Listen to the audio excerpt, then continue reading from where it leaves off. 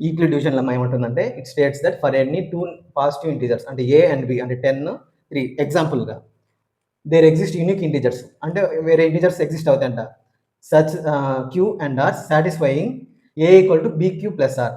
ఇప్పుడు చూద్దాం a equal to b q plus r అవుతుందో లేదో చూద్దాం. ఏ అనేది ఏమన్నా 10 ఈక్వల్ టు బి అంటే ఎంత 3, క్యూ అంటే ఎంత ఇంటూ 3, బీక్యూ ప్లస్ ఆర్ ఇప్పుడు 10 ఈక్వల్ టు 3 ఇంటూ 3 ఎంత 9 ప్లస్ 1 10 అయినా కదా, ఇది సాటిస్ఫై అవుతుంది కదా. ఇదే యూక్లిడ్ డివిజన్ లెమ్మా.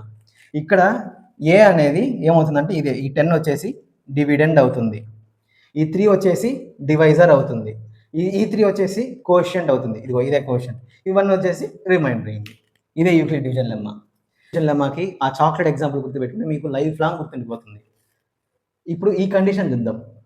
ఇప్పుడు సపోజ్ నేను 10 చాక్లెట్స్ 3 మెంబర్స్ కన్నా, ఈ కండిషన్ ఏందో ఇప్పుడు ఎక్స్ప్లెయిన్ చేస్తున్నా. ఇది మ్యాక్సిమం చాలామంది ఎక్స్ప్లెయిన్ చేయరు, అది కరెక్ట్గా నేర్చుకుంటే సూపర్గా ఉంటుంది అనమాట కాన్సెప్ట్ అనేది. ఇప్పుడు 3 3s are 9, 1 చాక్లెట్ మిగిలిందని చెప్పా ఇందాక ఎగ్జాంపుల్లో. సపోజ్ ఇప్పుడు వచ్చిన వాళ్ళకంటే నా దగ్గర ఎక్కువ చాక్లెట్స్ మిగులుతాయా? అవి మిగలవు. ఎందుకో చూద్దాం.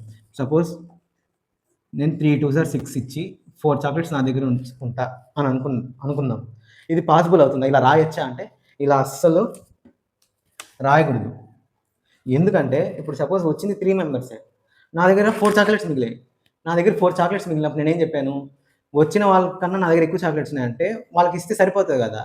వాళ్ళకి 4 చాక్లెట్స్ 3 చాక్లెట్స్ అంటే 1 2 3 మళ్ళీ ఇచ్చాను అనుకోండి, అప్పుడు మళ్ళీ ఇలా వస్తుంది అనమాట. అప్పుడు ఒక్కొక్కరికి 3 చాక్లెట్స్ వస్తాయి, నా దగ్గర మిగిలేది 1 చాక్లెట్.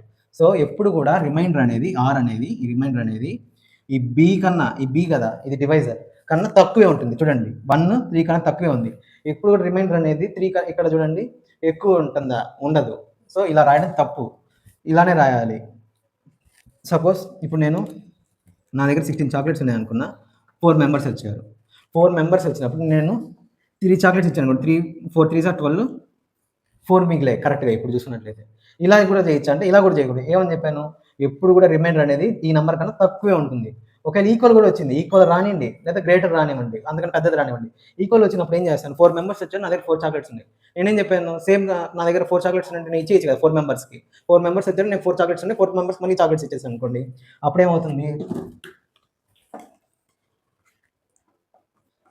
4 4s are 16 chocolates. అప్పుడు నా దగ్గర ఏం మిగులుతుంది, నా దగ్గర ఏం మిగలవు, 0.